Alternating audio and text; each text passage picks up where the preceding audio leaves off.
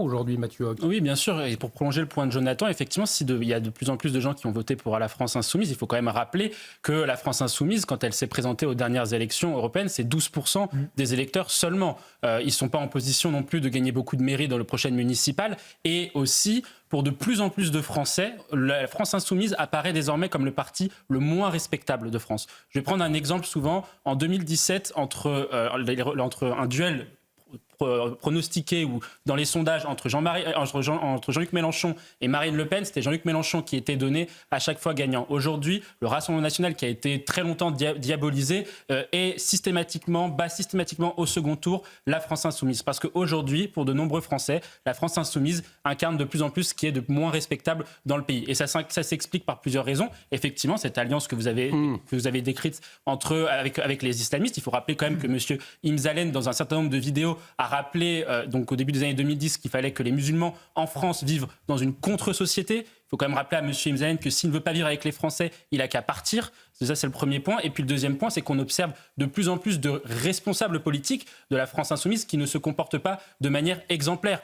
On a des députés dealers, on a des députés qui utilisent des frais de mandat pour s'acheter de la drogue. Et donc, effectivement, la France Insoumise n'est plus aujourd'hui considéré par les Français comme étant un parti respectable. Et donc, effectivement, il faudra prendre des mesures contre ce parti. Et il y en a marre que ces gens-là puissent agir en toute impunité sans subir les conséquences de ce qu'ils décrivent. Et nous y reviendrons justement à 18.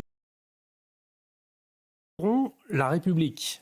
Mathieu Hoc, est-ce que cette phrase elle résonne particulièrement dans cette actualité, selon vous ? Tout à fait. Et le problème que ça pose, à la fin, in fine, c'est la confiance des Français envers l'institution judiciaire. Il y a moins d'un Français sur deux qui a confiance en l'institution judiciaire.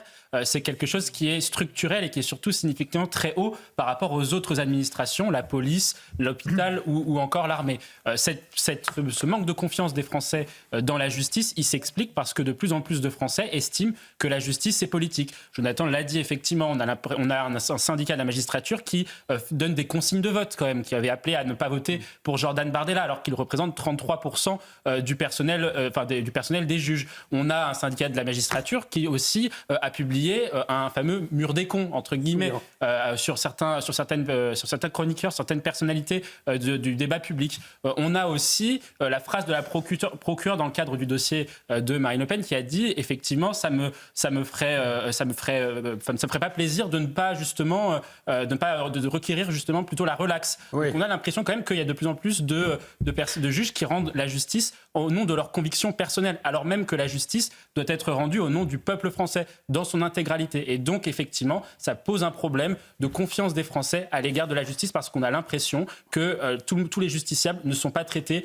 de la même façon selon l'orientation politique. 65% effectivement de cela, finalement, comme le disait Anne Coffinier. C'est ce qu'on appelle l'irresponsabilité politique, c'est-à-dire qu'en fait, les élus de gauche et des principales municipalités de gauche, Paris, Marseille maintenant, Bordeaux, etc., se sont longtemps défaussés sur l'État et sur le ministère de l'Intérieur quand il s'agissait justement de traiter les questions de maintien de l'ordre et de sécurité d'un point de vue plus global. Or, il y a quand même un réel partage des pouvoirs, partage des compétences en matière de sécurité. 83% des Français vivent dans une ville où il y a une police municipale. Donc les maires ont quand même des pouvoirs de police, même si ce ne sont pas à eux de lutter contre le trafic de drogue. Ils doivent être justement, ça fait partie de certaines de leurs prérogatives. La présence rassurante. Exactement. Voilà. Et puis c'est l'élu de contact, l'élu de terrain, etc. Et donc, ce qui explique pour moi le changement sur certains maires de gauche, il y a deux facteurs. Le premier point, c'est le réel. Parce qu'à un moment donné, on ne peut pas continuer à expliquer tout le temps que l'insécurité, c'est par exemple uniquement le fait de la pauvreté. Alors même que, par exemple, quand vous prenez les départements les plus pauvres comme la Creuse, il y a moins d'insécurité que certains autres départements. Donc ça, c'est le premier point. Et donc, deuxième élément aussi, qui explique pourquoi les maires de gauche changent, certains maires de gauche changent, c'est qu'il y a une grande majorité d'électeurs, y compris de gauche, qui sont davantage en faveur de la sécurité maintenant. Puisque quand vous regardez aujourd'hui les enquêtes d'opinion, la plupart des Français, entre 65 et 80%, sont favorables à davantage de sécurité dans le pays. Donc ça veut dire qu'il y a des gens à gauche dans les électeurs qui pensent cela. Et donc eux suivent d'une certaine façon un petit peu leur électorat. Il ne reste finalement que les fous furieux d'une certaine façon. On en parlait tout à l'heure de la France insoumise, qui justement continue d'expliquer effectivement ce que vous venez de très justement dire. La police tue, il y a des violences policières, etc. Or, ce n'est pas le sujet. Le sujet qui est dans les préoccupations des Français, c'est véritablement garantir l'ordre, garantir la sécurité partout et surtout sur chaque centimètre carré dans chacune des villes. Et effectivement, est-ce que les maires, Jonathan Sixou, devraient rendre des comptes aujourd'hui ? Oui, bien sûr, parce qu'une partie des élites politiques ne pense plus la ruralité. Et donc, de fait, on a bradé ce qu'on appelle la souveraineté agricole française et la souveraineté alimentaire. Et lorsque la France n'est plus souveraine sur le plan alimentaire, c'est se mettre dans la main d'autres pays. Lorsque, par exemple, la France importe 30% des engrais qui servent à produire le blé, notamment des pays comme la Russie ou l'Ukraine, ça pose problème. Lorsque, par exemple, vous avez 20% d'alimentation des Français qui est importée, alors que ce n'était pas le cas il y a encore 20 ans, c'est un problème. Et donc, effectivement, la question qui est posée, c'est quel modèle agricole nous voulons et quel modèle de production nous voulons au niveau français. Or, le modèle de production français n'est plus compétitif à cause, effectivement, de ce que vous avez dit, les normes environnementales, les normes sanitaires, à cause aussi du manque de compétitivité coût, le fait qu'on ait renchéri les coûts de production pour les agriculteurs avec un modèle social et un modèle fiscal absolument délirant. Et donc, vous avez ce premier problème-là. Ensuite, moi, le deuxième point qui je trouve est très important dans la crise des agriculteurs et qui fait que c'est une crise qui est tout à fait particulière par rapport aux autres, c'est qu'en fait, les agriculteurs ont l'impression, et ils ont raison, et c'est pour ça qu'ils ont une analyse très claire, qu'ils ne maîtrisent plus leur destin, qu'ils ne maîtrisent plus leur vie aujourd'hui. Parce qu'en fait, vous regardez tout ce qui définit aujourd'hui un agriculteur est décidé très loin de leur ferme, très loin de leur campagne. Pourquoi ? Parce que les prix des matières agricoles sont définis dans les marchés boursiers, notamment le marché et la bourse de Chicago. Donc très loin aujourd'hui des agriculteurs. Les subventions qu'ils touchent pour vivre de leur travail, c'est les subventions de la PAC, c'est négocié à Bruxelles. Et en plus, les autorités françaises ont tendance parfois à se coucher devant les Allemands et les autres partenaires européens qui veulent absolument réduire le budget de la PAC parce que c'est le premier budget de l'Union européenne. Et puis, dernier point, les négociations de prix entre la grande distribution et les agriculteurs sont décidées à Bercy. Donc là encore, très loin de la ruralité des agriculteurs. Et donc, je pense que le plus important dans cette crise agricole, et c'est pour ça que nous, on avait parlé dans un rapport de notre think tank de gilets verts, c'est que les agriculteurs ont la sensation d'être dépossédés de leur destin. Et c'est tout à fait naturel que les Français qui également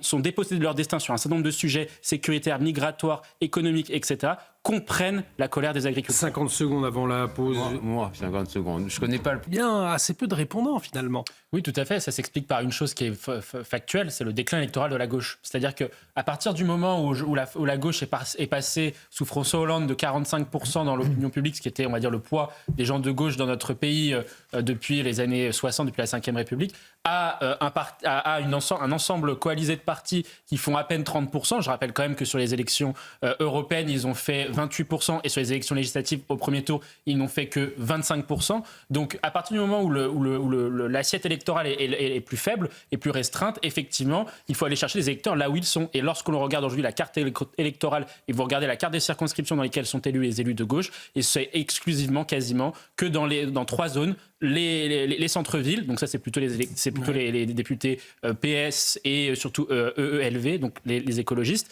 Ensuite après vous avez les cités, donc les quartiers populaires, les quartiers prioritaires de la ville, avec beaucoup de LFI en Seine-Saint-Denis ou dans le nord de Paris et dans l'est de Paris notamment par exemple. Et puis sinon vous avez dans le Grand Ouest où il y a les socialistes. Et quand vous vous mettez à la place d'un socialiste aujourd'hui, dès lors que vous avez un insoumis face à vous dans n'importe quelle circonscription, vous êtes quasiment automatiquement plus disqualifié pour un second tour face à l'extrême droite, parce que de toute façon ce qui justifiera aujourd'hui le vote d'un socialiste, c'est toujours faire barrage à l'extrême droite. Et donc, ils se rallieront toujours derrière LFI parce qu'aujourd'hui, le poids électoral de la gauche est de plus en plus radicalisé avec justement les électeurs dont je vous ai parlé. Vous parliez.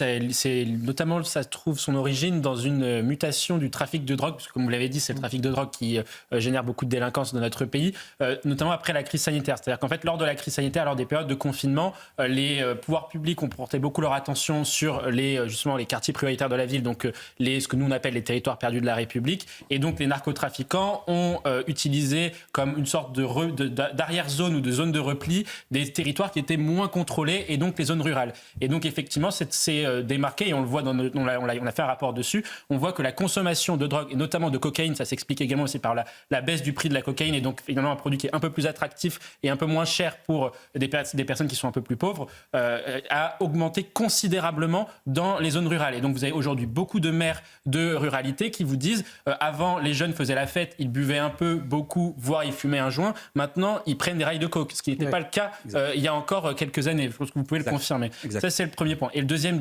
point, et je terminerai dessus, c'est que l'état de droit en France a créé des zones de non-droit. C'est-à-dire qu'on laisse aujourd'hui les narcotrafiquants pulluler sur notre territoire et utiliser finalement les largesses de l'état de droit pour utiliser de nouvelles personnes pour pouvoir vendre de la drogue, notamment les mineurs, puisqu'on a une justice beaucoup trop laxiste sur la question des mineurs, et c'est pour cela que vous avez de plus en plus d'affaires de narcotrafic impliquant des mineurs, et puis également l'immigration, notamment plus précisément en Île-de-France, où parce que comme vous avez des personnes qui utilisent l'argent de la drogue pour passer la frontière, pour payer les passeurs, vous avez donc des personnes, donc ce qu'on appelle des mules finalement, vous avez aujourd'hui beaucoup plus de narcotrafiquants, d'une certaine façon, des petits narcotrafiquants sur le crack et sur la cocaïne notamment en Île-de-France. Et donc vous avez un lien aujourd'hui statistique entre l'immigration et le narcotrafic. Hervé Moreau, Mathieu Hoc vient